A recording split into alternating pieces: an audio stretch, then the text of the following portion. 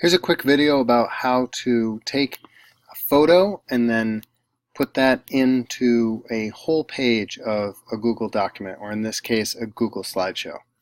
First, get the photo onto your computer somehow. In order to do this, once it's on your computer, you can go to Photos and say that there is a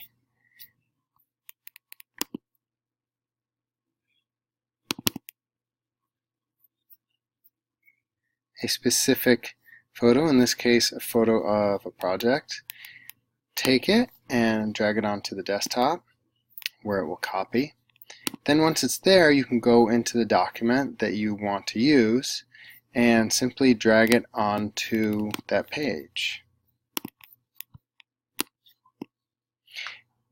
If the picture is high resolution, say if you take it on an iPhone, for example, at either large or full size, it's not that much of a stretch to make it a full page.